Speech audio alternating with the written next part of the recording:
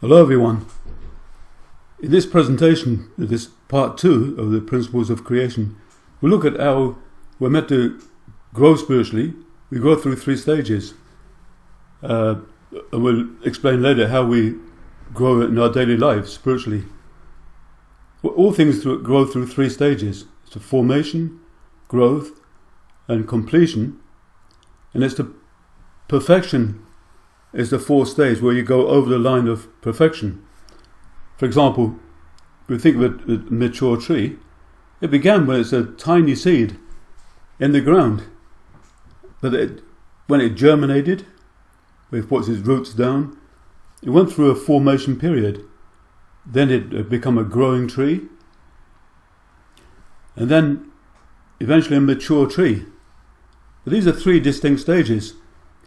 But when we see the fruits on the tree, we know that's a mature tree. The fruits will die, fall off, but they'll grow again next year.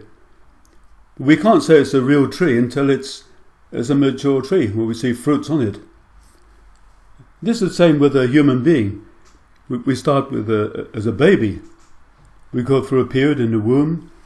We grow through the first few years of life.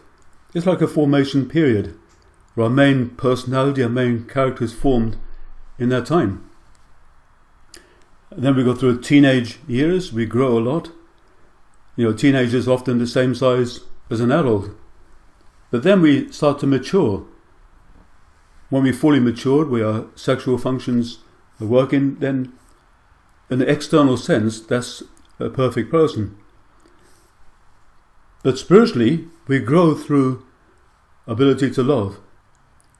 Which is much more important. As a baby, we experience passive love. Passive love means we just receive love.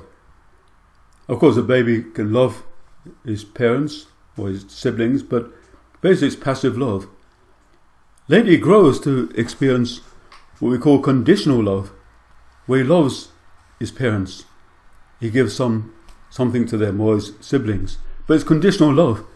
He always expects something in return, otherwise it will be withdrawn.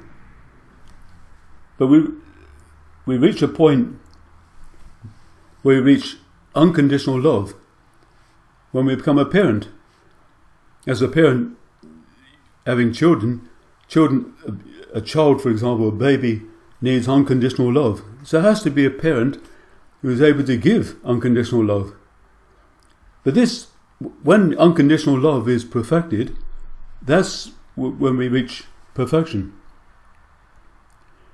For example, in the Bible, 1 John 4:7 and 8, it states, "Beloved, let us love one another, for love is from God, and whoever loves has been born of God and knows God. Anyone who does not love does not know God, because God is love." So this point where we reach unconditional love, that's where we fully understand God, because God is love. This love we're talking about is not just emotional, it's not a feeling. This is love in a sense of giving love. When a person reaches a point of he's able to give unconditional love to God and to others, then he has the same experience as God. He becomes one with God, and he can fully understand God. Of course, we can relate with God in the earlier stages, but we never fully understand God. We can't have a full relationship with God in those stages too. So when we reach perfection at this stage, that's why it's impossible to fall after reaching perfection. Why? Because the love of God is so great, nothing can tempt you away from it.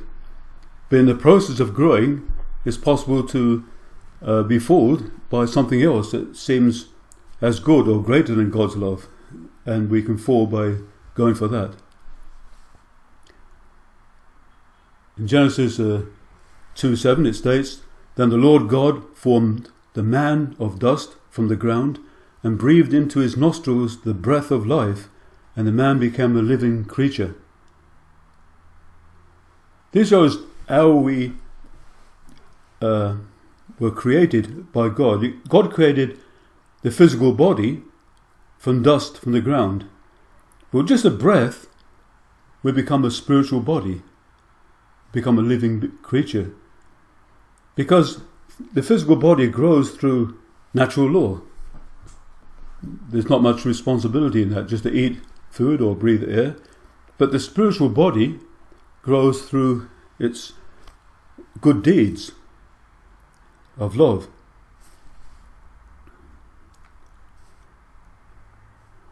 This is why Jesus states in Matthew 16:19, I will give you the keys of the kingdom of heaven, and whatever you bind on earth shall be bound in heaven, and whatever you loose on earth shall be loosed in heaven. This means all mankind was, in God's plan, was to grow naturally, physically, to reach physical perfection, but at the same time we're meant to grow spiritually in our ability to love. So when we all reach the point of unconditional love, everyone loves each other completely. So in such a world, everyone cares for each other. It'll be impossible for anyone to hurt another person, or steal from another person, or do any harm to another person, because we all feel that bond of true love. This is the meaning of heaven. But unfortunately, God's plan was not realized, what we'll explain in a further lecture in the fall, that we've been growing physically, but spiritually many of us have not. And so if a person doesn't develop his ability to love, he lives a selfish life or he exploits others for his own benefit, then when he dies, this person will go to a place called hell, which means a world of no love or hatred, but basically of no love. So you see, God doesn't send people to heaven or hell. No, God wants everyone to go to heaven. That was his plan. We're all God's children. But he cannot fulfill our portion of responsibility for us. So therefore, if people choose to live such a life, they'll end up in hell, in the lower realm. So there's a physical world and spiritual world. 1 Corinthians 15:44 states, it is sown a natural body, it is raised a spiritual body. If there is a natural body, there is also a spiritual body. We can see from this presentation how God created the universe, created mankind, in a way we can grow in preparation to live in the afterlife. Through misunderstanding, people thought only the physical world is everything. But God created the physical world as a beautiful place, but he created the spiritual world as a much more beautiful place that we're all meant to live there forever. In the next presentation, in part 3 of the principles of creation, we'll look at how we're meant to grow spiritually, practically, every day, every minute. Every minute of our life is so precious.